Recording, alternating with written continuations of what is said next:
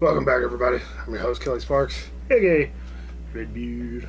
So we are down to day 22, the final 3 days of the Scotch Whiskey Advent Calendar.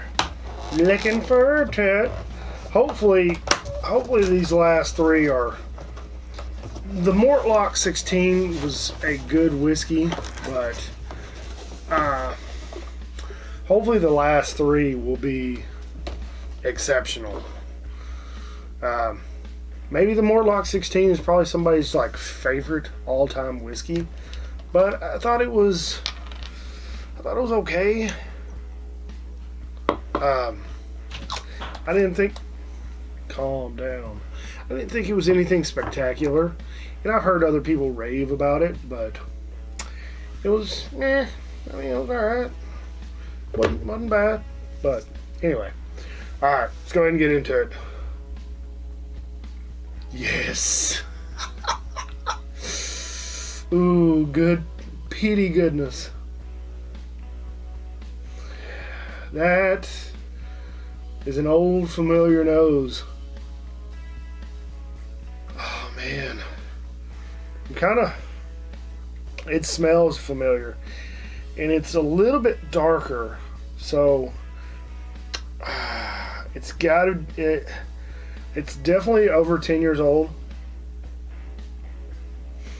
That might be Ardbeg. What are you doing? That very well could be Ardbeg. It smells so good, so delicious. Just smoky, sooty, creamy goodness. I mean, this is going to be a very, very, it's not, what is this?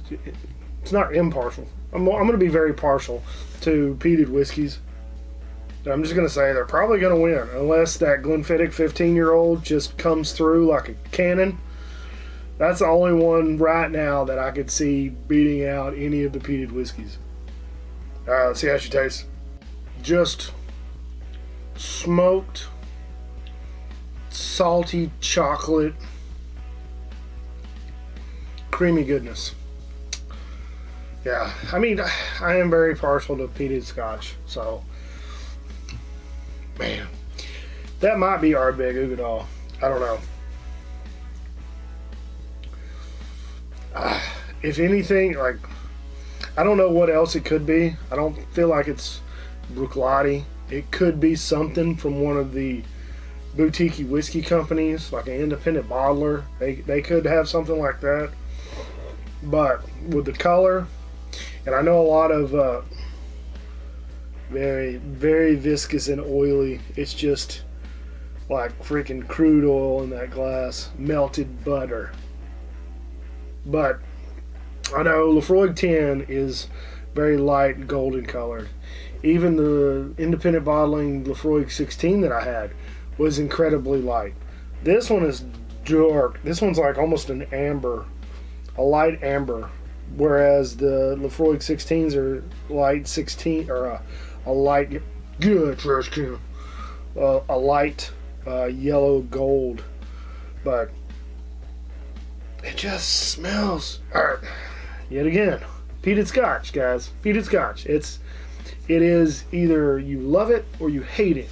So whenever I say it smells delicious, I like peated Scotch a lot. So take what I'm saying right now with a grain of salt. Don't run out and just buy a bottle of Ardbeg Uigeadail like I did. Oh, my first peated Scotch was Ardbeg 10 without ever having any other peated Scotches before. Ardbeg 10 was the first one, and I was like, what the fuck is that?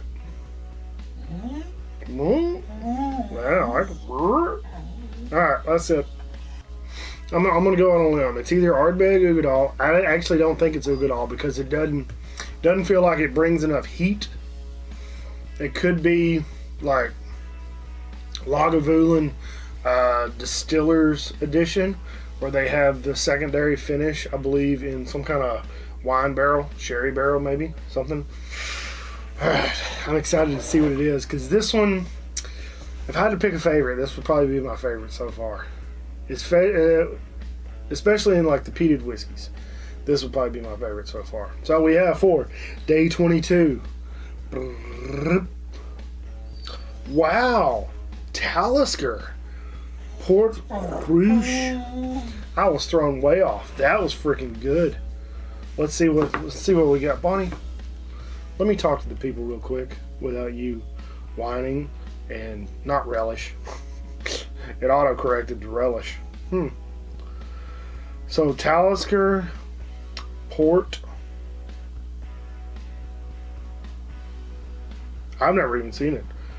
It's probably there we go. Peated single malt. This one was really good.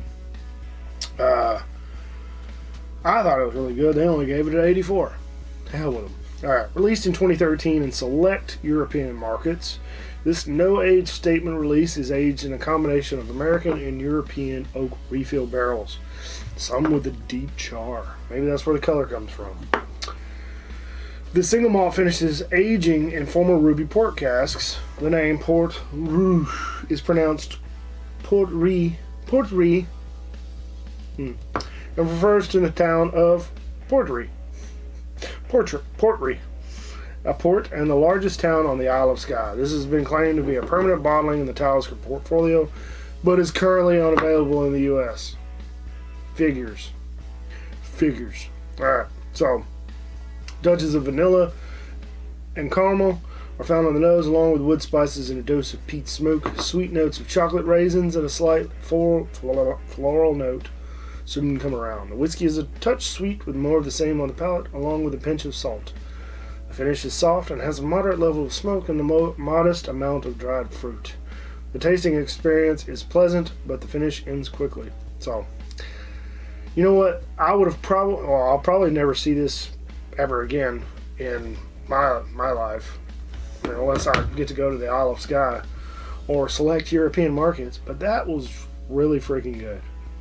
And I was right. It's only 45.8% volume, alcohol by volume. So that might be a front runner right there. Man, that was totally thrown off on that one. Like, I thought that was an Islay peated Scotch for sure. I thought it was going to be Ardbeg or Lagavulin. So I was wrong. Anyway, that's all I got. 2 more days, guys. Well, technically 3 more days. 3 more days. 2 more days of surprises. Well, 3 more days of surprises. Anyway, don't forget, like the video, subscribe, share it with your friends. Check the description below for all the links to help out with the bills around the house. Appreciate it. Check out Patreon. Again, thanks to Brock for sending this to me. He's one of my patrons. Cool dude. As far as I know, I've never met him in person, but he did send me this awesome gift, so I'm going to pretty much call him cool. Don't forget to check out the Bearded Idiots. Like always, drink some whiskey, share it with your friends and family. Be safe. Don't drink and drive. Take care. And we'll see you next time. Cheers.